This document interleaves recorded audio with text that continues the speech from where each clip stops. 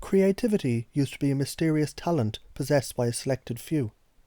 But studies have shown creativity is teachable and learnable, just like any other skill. Anyone who's gone from a non-creative career to design knows this.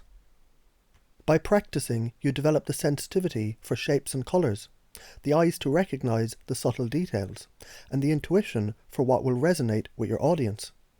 Anyone can acquire the design skills, regardless of whether they consider themselves creative or not.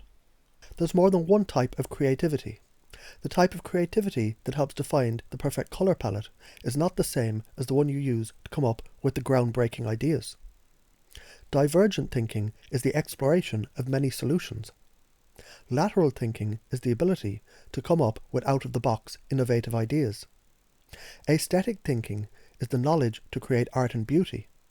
Systems thinking is the skills to synthesize several elements into one. And inspirational thinking is the God-sent ideas that seem to pop into your head from nowhere. Lateral thinking, or reverse assumptions.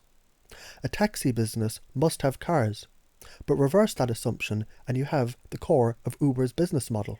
Zero car inventory, the drivers provide their own cars. When we solve problems with critical thinking, we implicitly accept the assumptions as constraints.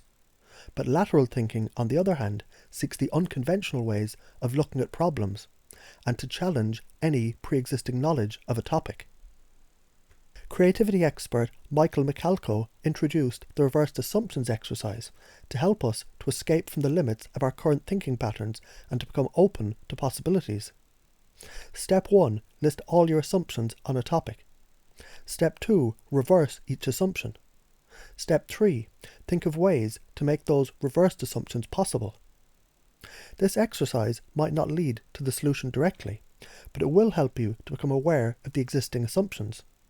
Moreover, it teaches your mind to challenge the status quo and become more open to unconventional ideas. Lateral thinking and accumulating ideas from different fields. Entrepreneur Franz Johansson suggests the best way to come up with the groundbreaking ideas is by working at the intersection of different fields. In his opinion, a creative idea is a combination of existing concepts.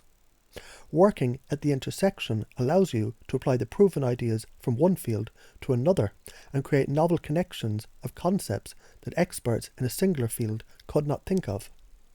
Learning different fields might sound like a considerable investment of time, but it doesn't have to be. Instead, you can collect and accumulate nuggets of knowledge from what you've already been reading and make your own book of ideas.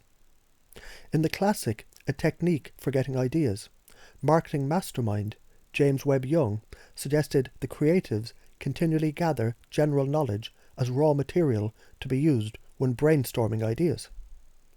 Basically, every time you come across a clever design, an interesting concept, or a useful piece of knowledge on a subject, or any information you think can be used in the future, write or sketch it down. You can use index cards to record the ideas. Organize them into a scrapbook or a file. The same organization system can be used to store your past projects. Just like how you can find inspiration from an old note, these little cards of ideas from previous projects can trigger a new invention. In addition, it will prevent you from redoing the work that you've already done.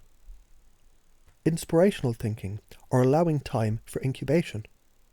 You've had a problem you couldn't figure out. You stopped thinking about the problem, and then all of a sudden, the answer came to you when you least expected it. That's the effect at the incubation period, when your unconscious mind is working on the problem without your conscious awareness. Incubation is how most inspirational creativity happens. We might have little control or understanding of it, but there's things we can do to make it happen more often. 1. Start working on the problem earlier. It's tempting to delay getting started until we can find a few good hours to concentrate, but this process might leave no time for incubation. Instead, just by reading the materials about the problem and formulating a couple of good questions, you can let your unconscious mind start working on the problem while you do something else. Take a break whenever you feel stuck.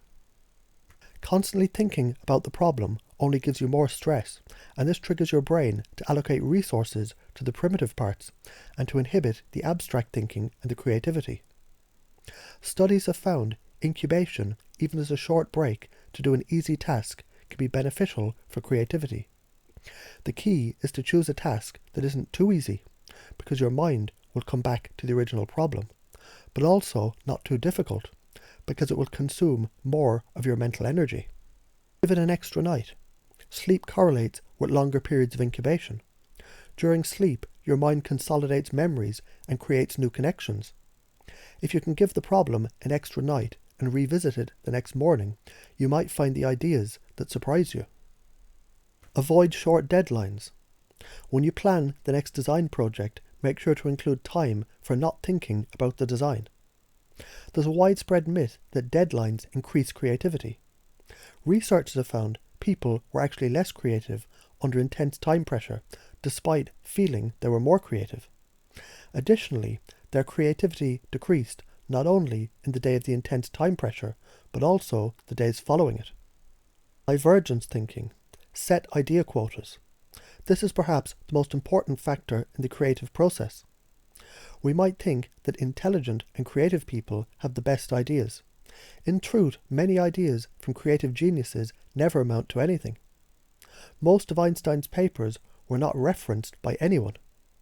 Only 35% of Mozart, Bach's or Beethoven's compositions are played today. In other words, innovative ideas are random. Research has consistently found the strongest correlation for the quality of the idea is not intelligence or past success, but instead the quantity of the ideas. Too often we stop brainstorming after finding one good idea. Deadlines and heavy workload create the tendency to do just enough. We don't exhaust the possibilities and we ignore the unlikely alternatives.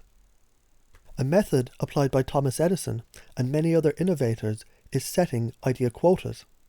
Brainstorming exercises like Crazy Eights is based on this concept, but almost anyone can challenge themselves to increase the number of ideas.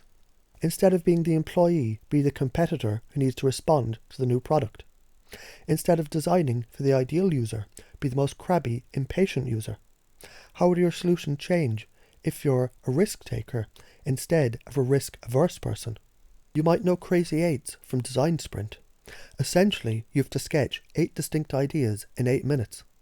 The goal is to unload the obvious ideas and to come up with a more creative solution. There's many other idea generation techniques. The key is to ensure you've thought of the problem from multiple perspectives and explored solutions from the most likely to the least. For more ways to boost your creativity, check out my website where you'll find videos on increasing neuroplasticity by boosting your BDNF levels or brain-derived neurotrophic factor, and you'll also find videos on various nootropics. To book a consultation or to learn about herbs, supplements and natural treatments, check out my website.